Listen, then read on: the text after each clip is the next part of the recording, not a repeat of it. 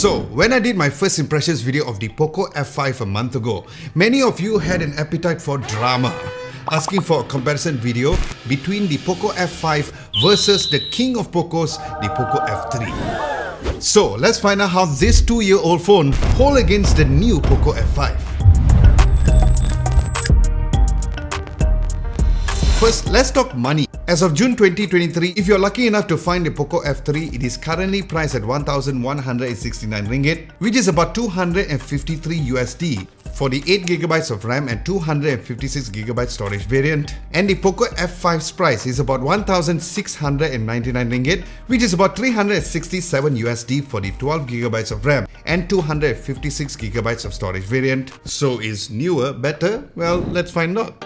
Now, the Poco F3 comes with the Snapdragon 870 chipset. Built on the 7nm process, then the Poco F5 has the Snapdragon 7 Plus Gen 2 chipset, a pretty new chipset that is built on a 4nm process. Now, in terms of the weight, it is interesting to know that the Poco F3 is heavier at 196 grams compared to 181 grams on the Poco F5. Can you feel the difference? Yes, you can, but it's like choosing between two different donuts. Both delicious, but one might be a bit nuttier, only noticeable when you compare them side by side.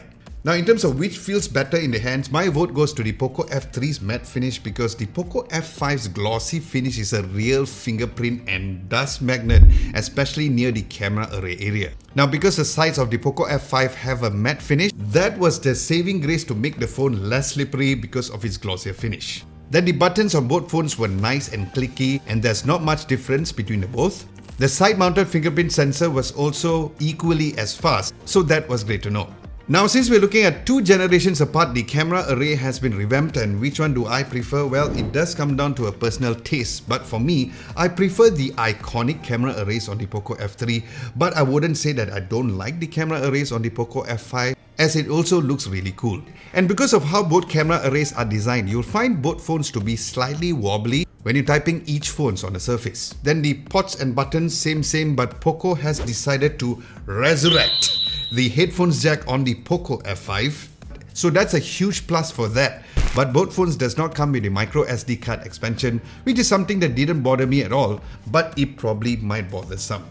Then both phones have stereo speakers equally sounding great and very similar too. So overall, from a hardware perspective, I'm leaning towards the Poco F3 because of its matte finish, feeling slightly nicer in the hands. But the idea of having the headphones jack on the Poco F5 makes it a rather tough one to pick for some people who really needs that. It's like having that long lost friend waving at you saying, "Hello, I'm back."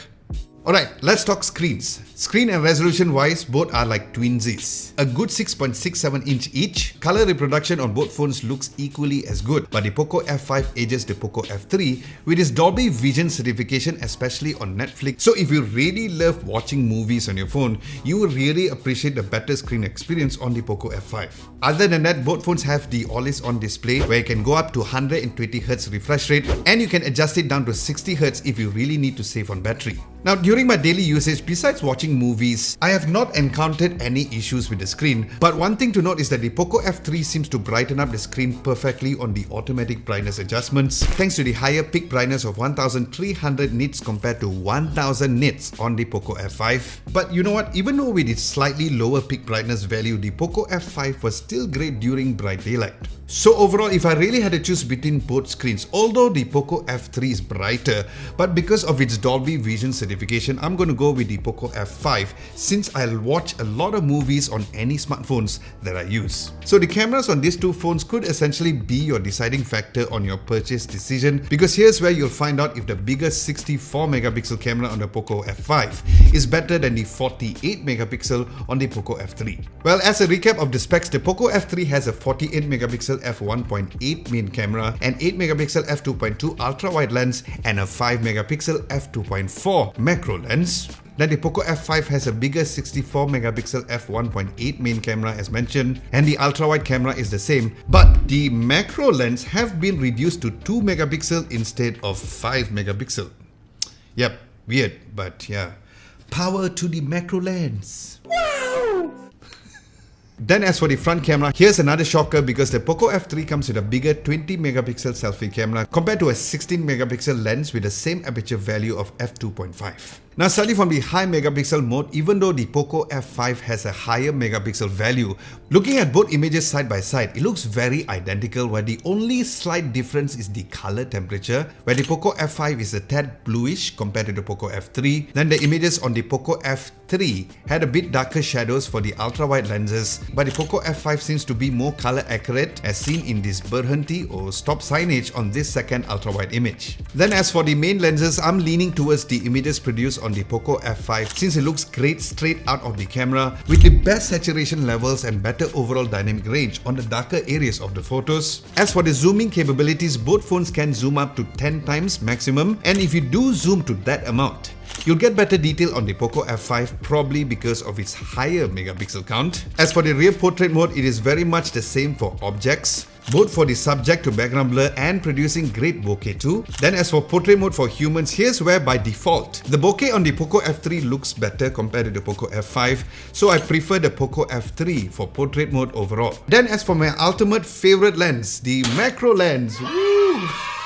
So, if you love taking macro mode shots, you can forget about doing so with the Poco F5 because you can barely even take specific macro mode shots compared to the Poco F3, where the macro mode does look like it's a proper close-up shots compared to the Poco F5. Then as for the night shots, while both look great, the Poco F5 had more glare on the traffic lights and the street lights area, and yes, I did wipe the lens clean in case you're wondering. However, you'll see a similar glare on the lights if you switch to the main lenses, but still no major complaints over here. Then if you love taking selfies at night, you'll be happy to know that it looks great even for the portrait selfies with just slightly different skin tones between the phones. Switching over to the daytime shots, while the regular selfie photos looks equally as good, but if you take portrait selfies, the subject to background edge detection was better on the Poco F3, and the dynamic range for the background area, as seen at the skies area, was also better on the Poco F3, and here's where the Poco F3's front camera edges out the Poco F5. So it seems from a photography perspective, it looks like the Poco F5's rear cameras are better than the Poco F3, but the front cameras for the F3 were better, so I guess size does matter, huh? Then as for video, both phones record up to 4K 30 frames per second for the rear, and the front camera records up to 1080p up to 60 FPS. The quality and the stabilization for each phones were excellent, even though the ultra-wide has a maximum resolution of 1080p. Then the video on the main lens for the Poco F3 had darker shadows compared to the Poco F5, and the image stabilization was equally as great. But sometimes the colors on the main lenses on the Poco F3 don't look as natural as how the Poco F5. So overall, my vote would be on the Poco F5 when it comes to rear video quality. Then, as similar to the selfie images, the video quality for the front camera on the Poco F3 was better, especially for the overall dynamic range on the Poco F3 as well. Now what's funny is that the ultra-wide video quality at night for the Poco F5 was darker than the Poco F3, with both having decent stabilization, but the video footage was brighter on the main lenses for the Poco F5 instead. Then if you plan to take selfie videos at night for sort of a vlogging situation, you'll experience a bit noisier footage, especially on the darker areas, but still very usable indeed. Now speaking of vlogging, let's see how the camera's audio and video recording is for the front camera so you can be the judge. Alright, so this is a front video microphone test, and also to see how the video looks like. Looking at both of the viewfinder, it looks pretty much the same. Dynamic range on both is also equally as decent, not to say the best, obviously for a mid-range smartphone like this.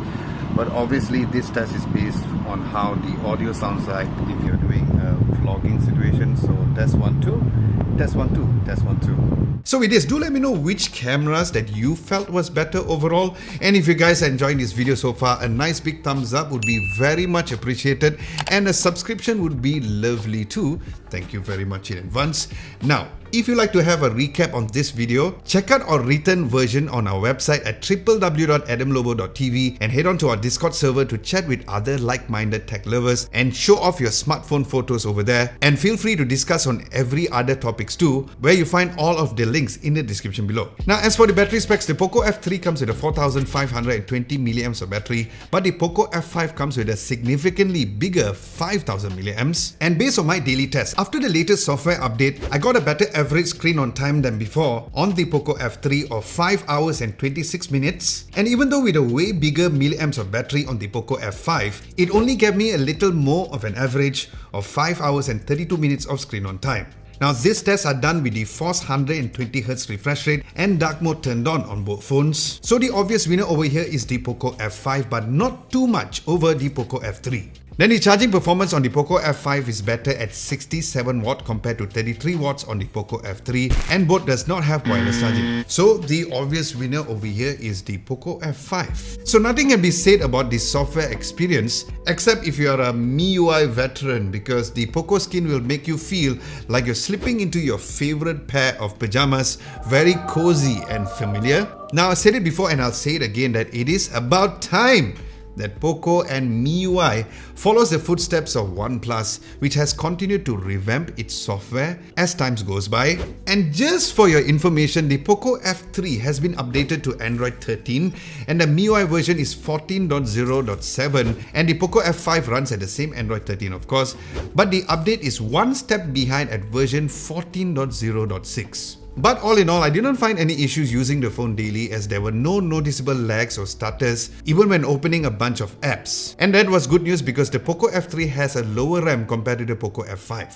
So the gaming test was done based on Genshin Impact since it's more graphic intensive. Starting off with the Poco F3, it ran well at medium settings, 60 FPS and motion blur turned off. And what's good is that this Poco F3 still ran the game very well considering the 2-year age of the phone. There were no battery draining issues, but in terms of the thermal management, it does become warm to the touch about 15 minutes of continued gameplay if there were any intensive animations, as that is when I encountered some micro stutters, but that was only for a while, then it went back to having a smooth gameplay. Then on the Poco F5 though, not only the game ran extremely smoothly with the exact settings, but gaming on the phone felt like I was playing the game on a flagship smartphone. And even after 20 minutes of continuous gameplay, the thermal management on the phone was really great, as the phone didn't get any warmer. Then just for fun, I turned the motion blur on, and the good news is that to my surprise, it also ran smoothly as well. So in terms of which is better, the obvious answer is the Poco F5. But for longer hours of gaming, the Poco F3 felt way much comfortable to game because of its overall build quality. But my money is still on the Poco F5 for its overall better performance, because I just love how smooth and less warm that the phone gets during my gameplay sessions. So, in conclusion, which should you get? Well, I personally feel that with the current price, the Poco F3 is a huge steal of a price, but in terms of the overall rear camera performance, gaming, battery life and daily usage, the Poco F5 might be the one to take over the throne of being the new king of Pocos compared to the Poco F4 when I compared that previously on the Poco F3. But who cares what I think? What's more important is what you think. So let me know in the comment section below which one would you choose, and let's discuss it over there, and do check out my previous comparison video over here.